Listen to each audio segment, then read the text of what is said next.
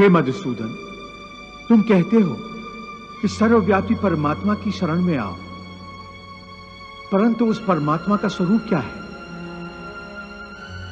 मुझे अपना वो स्वरूप बताओ जिसकी पूजा की जाए, क्योंकि संसार में भिन्न भिन्न लोग भिन्न भिन्न देवताओं की पूजा करते हैं। क्या वो पाप है? नहीं अर्जुन, पूजा कभी पाप नहीं होती। और जो प्राणी भिन्न भिन्न देवताओं की पूजा करते हैं वो भी वास्तव में मेरी ही पूजा करते हैं, क्योंकि इस विश्व के कण कण में मैं ही समाया हुआ हूं। ज्ञानी जन अपने ज्ञान चक्षुओं से मुझे हर जगह हर प्राणी के अंदर देख सकते हैं। एक विद्वान ब्राह्मण में भी मैं हूं, तो एक चांडाल के अंदर भी मैं हूं, गौ में भी मैं हूं, तो एक कुत्ते में भी मैं हूं, हाथी में भी मैं हूं, तो चूंटी में भी मैं हूं। विद्या विनय संपन्ने ब्राह्मणे गवि हस्तनी शुनि चैव स्वपाके च पंडिता समदर्शिना। हे पार्थ, इसीलिए अपनी अपनी श्रद्धा के अनुसार प्राणी जिस जिस रूप में भी मेरी पूजा करते हैं वो मेरी ही पूजा करते हैं। इसलिए जो जो सकामी पुरुष जिस जिस देवता के स्वरूप को श्रद्धा से पूजना चाहते हैं, मैं उस भक्त की उस देवता के प्रति श्रद्धा को स्थिर कर देता हूं। यो यो याम याम तनुम भक्तः श्रद्धार्चितुमिच्छति तस्य तस्याचलाम श्रद्धाम तामेव विदधाम्यहम्। इस प्रकार बहुत से जन्मों के पश्चात उसे जब ये ज्ञान हो जाता है कि इस सारी सृष्टि में मुझ वासुदेव के सिवाय और कुछ नहीं है, तो ऐसा ज्ञानी महात्मा अंततः मुझे ही प्राप्त होता है। परंतु हे अर्जुन, ऐसा महात्मा अति दुर्लभ है। परंतु हे केशव, प्राणी तुम्हें छोड़कर भिन्न भिन्न देवताओं की पूजा ही क्यों करते हैं?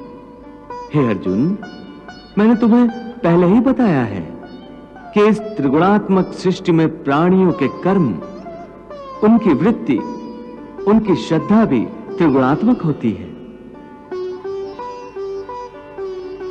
इसीलिए अपनी अपनी श्रद्धा के अनुसार सत्व गुण वाले देवताओं को पूजते हैं।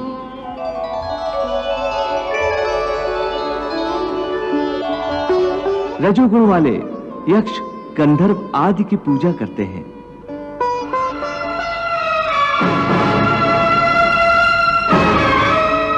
और तमोगुण वाले प्राणी भूत प्रेतों को पूजते हैं।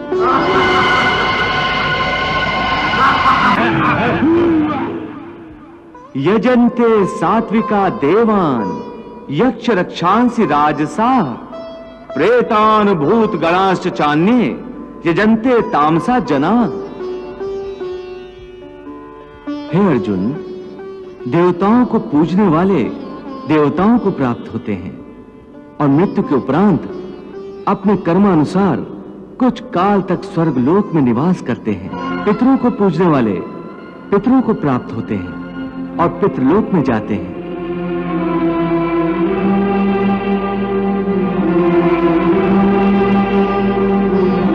और भूत प्रेतों को पूजने वाले भूतों को प्राप्त होते हैं।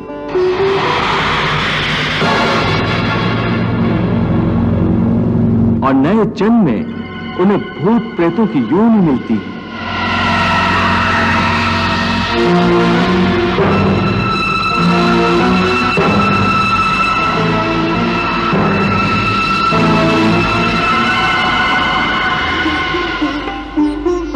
हे केशव, तुम्हारे कहने के अनुसार मनुष्य अज्ञान के अंधेरे में अपने अहं का हाथ पकड़े भटक रहा है और इसलिए समर्पण नहीं कर पाता, अर्थात अज्ञान ही समर्पण के रास्ते की चट्टान बन जाता है।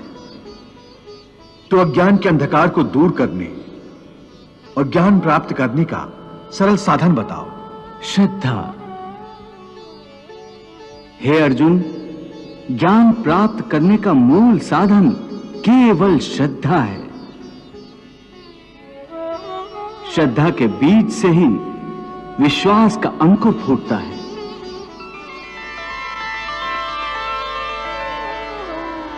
और आस्था का पौधा लहलहाने लगता है। फिर इसी पौधे पर ज्ञान के फूल खिलते हैं।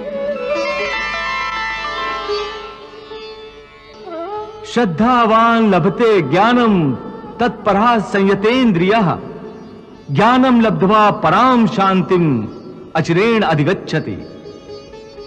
श्रद्धा वो सीधा और सरल रास्ता है जो मनुष्य को प्रेम शांति की ओर ले जाता है। इसलिए कि श्रद्धा द्वारा मनुष्य निष्ठावान बन जाता है।